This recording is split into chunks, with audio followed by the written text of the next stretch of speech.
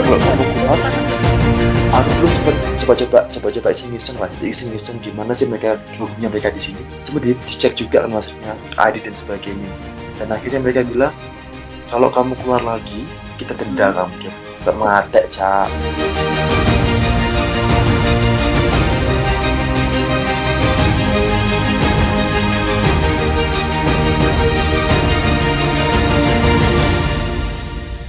Well, teman-teman, kita udah terhubung dengan teman lama saya. Ini ada Eric Stanley. Hey. Ada di mana? Pak. Hey. Di tanah Tuhan, Bapak. Di tanah Tuhan. Oh, gitu. Ya udah. Apa kabar, Bro? Baik, alhamdulillah. Kamu gimana kabar, Mal? Alhamdulillah baik. Perjuangan. Enak. Jamu, Pak. Jamu. Herbal Corona. Herbal Corona. Anti coronavirus. Sampai kami rapat sigilkan. Oke. Monggo. Teman-teman, ini ada Eric Stanley, teman lama. Kita terakhir ketemu kapan ya? 3 tahun lalu ya? Iya kayaknya 3 tahun lalu kayaknya ya. 3 tahun ya. 3 tahun.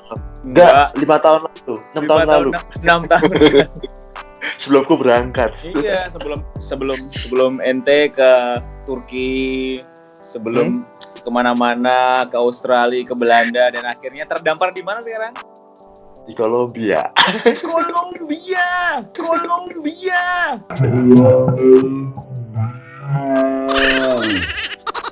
Astaga. Jauh banget ya. Naik becak lah. Naik. Kenapa? Ngapain sih, Rick? Ngapain di Kolombia? Ngapain? Aku di sini ngajar, Bro. Ngajar apa? Ngajar bahasa Kolombia? Enggak, ngajar bahasa Jawa. Ngajar rokok. Ono, Rek. Udah berapa lama di Kolombia? Aku nih di Amerika itu udah hampir 6 bulan. Jadi ada kayak program kerjasama sama teman-teman di Brasil, di Peru, Kolombia sama di Ekuador buat ngajar di sini. Jadi artinya keliling Amerika Latin gitu ya? Seperti itu. Seperti itu, Kakak. Udah di negara mana aja yang di Amerika Latin selain Kolombia? So far aku kemarin tuh sempat pertama datang ke Brasil itu ada prodi kayak ngajar kayak konsultan ya, misalnya kayak advisor mereka di Brasil. Setelah kelar ke Peru, terus setelah itu alhamdulillah bisa lagi ke Ekuador, bahkan aku mau dijadiin di Ekuadornya, tapi aku sini dulu. Terus sekarang ini ke Kolombia. Oke, wow. Tuhan yang tahu, enak. Gak apa-apa lah, diniatkan ibadah kan, Bro ya. Yang penting bisa share apa yang aku punya lah. Paling nggak bisa dapat nama Indonesia ke luar negeri lah, paling nggak. Apalagi selama ini kita kan tahunya cuma Indonesia orangnya pemalu dan sebagainya, tapi maksudnya orang Asia dinilai kan pemalu, sekali-sekali yang gila kayak aku. Dan lah, kon aku malu-maluin. Oh enak, jadi bongkar izin aku Ci. Tinggalmu di Kolombia di mana? Aku di sini di daerah mananya? Aku di daerah ini, dekat kayak Museum Nasional sini, jadi kayak pusatnya perkantoran sini. Jadi kayak, jadi bilang kayak Basranya Surabaya lah. Kayak Basranya. Nama daerahnya apa sih? Apa, Rick? Di daerah ini Di daerah Museum Nasional. Museum Nasional.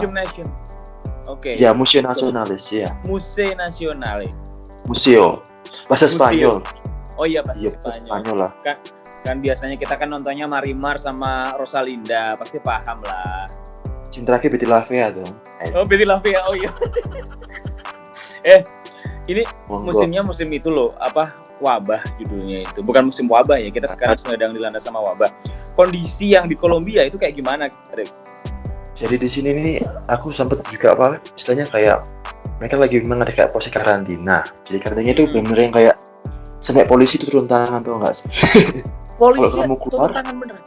Aku dulu sempat coba iseng-iseng gimana sih mereka hobinya mereka di sini.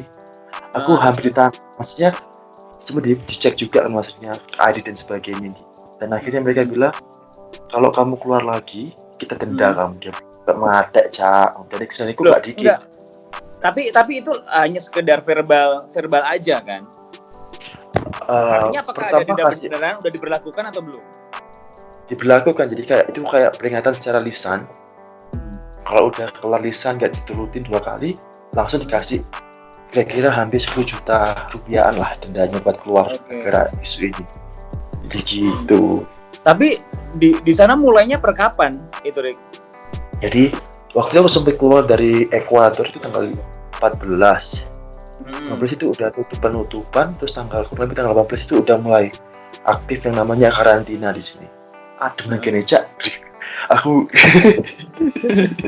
Gak apa. Sabar. Jadi setelah 15 itu kita benar-benar yang nggak bisa keluar rumah, bahkan semua di sini tuh udah pakai apa ya? Kalau di Indonesia kan masih diimbau. Kita udah benar yang udah nggak bisa sama sekali keluar. Bahkan aku ngajarnya semuanya selesai online semuanya. Jadi bahkan polisi itu sempat keliling-keliling. Kalau ada yang keluar kasih denda gitu. Artinya udah ada force enforcement ya di situ ya. Bahkan presiden udah ngasih imbauan dan di sini nih belum itu hukumnya itu oke banget. Jadi kalau mikir bener udah yang apa ya, udah polisi itu tegas banget. Jadi kalau kamu nggak nurut langsung tangkap. Gitu. Banyak nggak? Jadi setaumu banyak nggak yang masih melanggar, yang ngeyel, ngotot, tetap jalan-jalan di luar? Nggak sebanyak Indonesia sih. Kok orang gitu. Ya, tapi ya iyalah. Tapi ini maksudnya aku kagum juga sama Indonesia, paling at least kita punya apa ya, maksudnya di sisi lain kita memang udah apa dibilang nekat, bondo nekat. Di bondo nekat bisa apaan, misalnya contohnya kayak gitu kan. Tapi di sisi lain itu apa ya, di sini tuh memang orang itu kayak emang nggak tahu, mungkin karena aparatnya itu kuat banget, jadi mereka itu benar takut semua. Aku sempat ngechat kan, kita kafe gitu buat kelas gitu kan. Nggak yang di polisinya dan sebagainya, jadi kayak lebih ke apa itu tegas banget sih. Tegas banget di situ. Oke, lantas kalau di sini masih ngasih apa ya, ngasih apa? Masih ada keringanan. Masih ada keringanan, masih apa, ngasih terserah kamu bukan anak kecil lagi, maksudnya ini masih ngasih kebebasan lah. Jadi itu udah kayak kalau kamu keluar apa tiba-tiba apa ditindak. Terus fasilitas publik, tempat ibadah, kemudian perkantoran, perbankan itu udah mulai ditutup atau masih berjalan kayak biasanya? Baru kemarin dibuka. Itu pun nggak semuanya. Itu pun kemarin aku sempat iseng-iseng keluar juga. Maksudnya aku kira double gitu, coba gitu kan. Kelihatan. Baru sempat yang istilahnya kayak yang beberapa itu ada yang udah aktif, masalah kayak perkantoran udah mulai aktif. Cuma mereka lebih prefer ke online, ke work from home. Jadi kayak gitu. Dalam satu ruangan itu nggak lebih dari 5 orang. Oh, social distancing ya. Jadi kayak mereka yang masuk itu sampai yang antri, terus kalau udah 5 orang udah keluar, 5 orang masuk lagi. 5 orang keluar, masuk lagi. Jadi sampai memang antri banget gitu. Dan itu memang mudah diatur. Masyarakatnya mudah diatur kayak gitu. Alhamdulillah ya, nggak masalah. Jadi mungkin karena emang hukumnya memang kuat banget ya. Jadi istilahnya kayak bisa dibilang nggak terlalu mengekang, tapi nggak tahu, mungkin mereka tuh tapi tegas. Itu ya bisa dibilang tadi aksinya itu oke banget. Jadi gitu. Oke. Itu untuk bahan-bahan pokok nggak ada yang langka, Rick? Ada nggak? So far masih nggak ada masalah sih, even karena mereka ini ya, mungkin udah stok sebelumnya, jadi nggak ada yang bermasalah. Artinya jadi untuk masalah misalkan masker, hand sanitizer, desinfektan, kayak gitu mudah didapatkan di situ. Kalau di Kolombia enggak, kalau di Ekuador ya. Bahkan enggaknya itu gimana? Enggaknya itu nggak bisa ditemukan atau gimana? Mereka nggak jualan, tau kan, di Ekuador itu. Jadi aku seperti yang apa ya, datang itu isu-isu masalah kalau aku langsung coba cari ini kan, masker. Mereka bilang maaf nggak ada mas gitu. Aku mikirnya loh itu apa sih gitu. Jadi sampai yang beberapa yang kayak kota di Ekuador itu sampai yang kena di Guayaquil itu tempat apa? Memang kayak tempat Surabaya panas. Itu awal mula katanya virus corona. Tapi kalau Kolombia aku pun beli maskernya di Kolombia, di Ekuador nggak pernah ini. Jadi so far kalau dibilang persiapan Kolombia masih dibilang 40%, karena mungkin nggak separah orang-orang Asia ya, karena memang jauh juga. Tapi so far di tempat Bogota ini sampai 80 orang kena ini coronavirus, 100-an lah. Berarti gini, banyak warga yang juga mengenakan masker berseliweran di jalan itu meskipun dilarang, tapi kalau ada yang keluar itu pakai masker, pakai proteksi gitu Ya. ya. Kita lah jadi ninja, kura-kura ninja. Pakai sarung aja, Wak. Sarung. Kan? Sarung sempak. Iya. Sirik, itu pas untuk kebutuhan pokok aman masih bisa dicari, kemudian masker juga bisa. Lantas teman-teman Indonesia yang ada di sana, katakanlah himbauan dari KBRI mungkin ada di situ. Ada nggak announcement khusus gitu untuk warga negara Indonesia yang ada di sana? Aku disuruh pulang. Aku disuruh pulang. Jangan pulang dulu. Dan aku disuruh pulang, aku suruh pesen tiket. Ayo Mas Stanley pulang sekarang, terus secepatnya.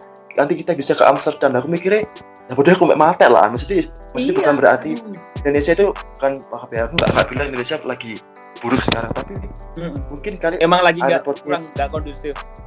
Maksudnya ada dari sini ke Abu Dhabi dan sebagainya kan butuh transfer juga, dan itu kayaknya malah risiko juga gitu. Dan aku juga punya proyek juga.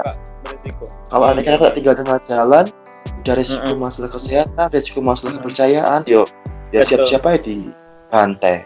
Akhirnya aku bilang ke orang KBRI, maksudnya maaf Pak, maksudnya saya udah memutusin saya tinggal di sini sampai ekonomi dibuka kembali, atau saya sampai beberapa bulan lagi karena proyek saya masih jalan dan saya nggak bisa balik. Untuk masalah kondisi di Indonesia, kenapa saya nggak mau balik?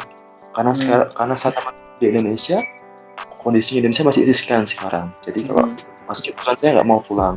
Karena ini memang benar-benar strict banget sampai polisinya turun tangan gitu. Dan polisinya tahu nggak sih? Itu kadang taruna banyak banget sumpah. Jadi mereka kayaknya ngerekrut buat polisi semua kayaknya. Banyak banget. Dan mereka patroli terus gitu ya. Mereka itu patrolinya aku bisa bilang 24 jam lah pakai motor. Gila. Jadi benar-benar yang tiap jam itu aku lihat ada yang gelap-gelap, maksudnya mobil polisi atau sepeda motor polisi itu bisa dibilang mereka itu aktif banget. Jadi kalau kita di sini bisa dibilang ilegal, pasti kena. Nah terus aktivitasmu gimana ini? Kan semuanya online, kamu ngajar online. Iya, aktivitasku ya begitu. Jadi istilahnya kayak ini lagi proses untuk lagi siap-siap ngajar online juga sama teman Kolombia, sama terus sama ini juga persiapan sama project untuk bikin online lesson sama UI juga.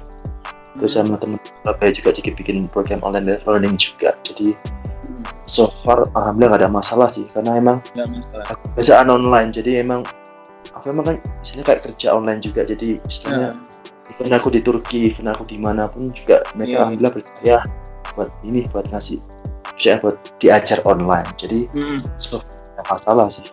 Artinya kerjaan bisa jalan terus. Cuma aktivitas selain ngajar, selain kerjaan kamu, gimana seharian? Gak bosen kamu di situ?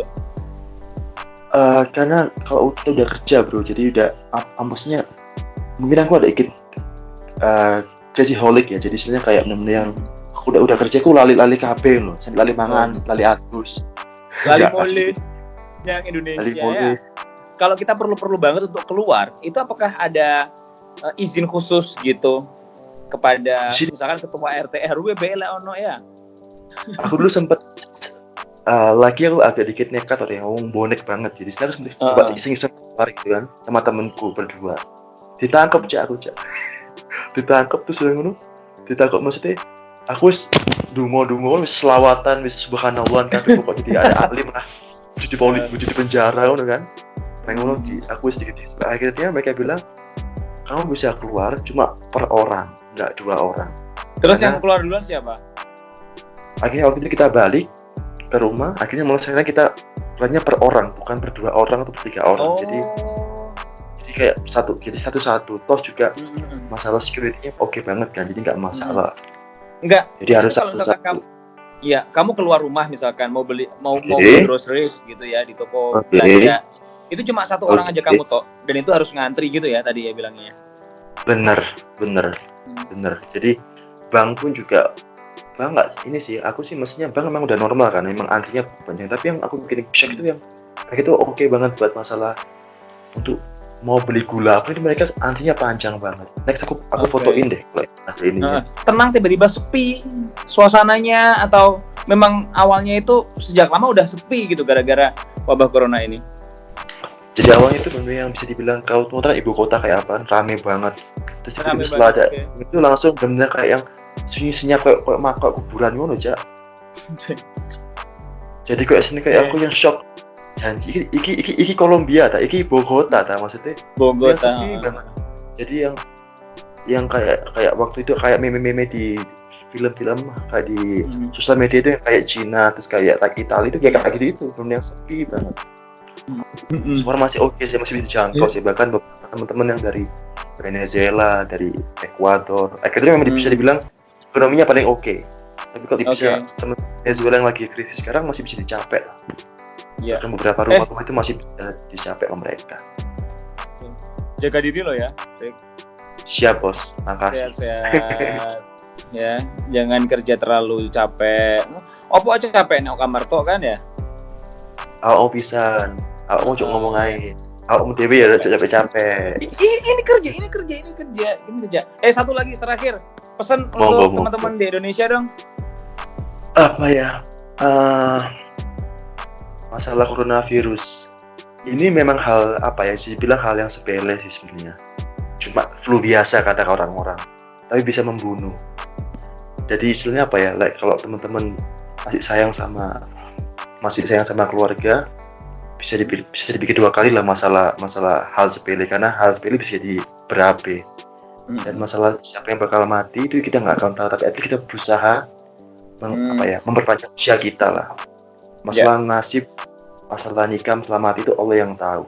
Tapi kalau kita berusaha terbaik, enak lah. Yang terbaik pasti yang kesenang juga keluarga kita semua, bukan aku toh, tapi maksudnya semuanya lah. Jadi bisa dari hal sepele itu nanti bisa jadi gede, dan virus ini jadi begitu bos. Ya wes lah kalau gitu. Thank you ya. You're welcome. Thank you. De nada. Ya.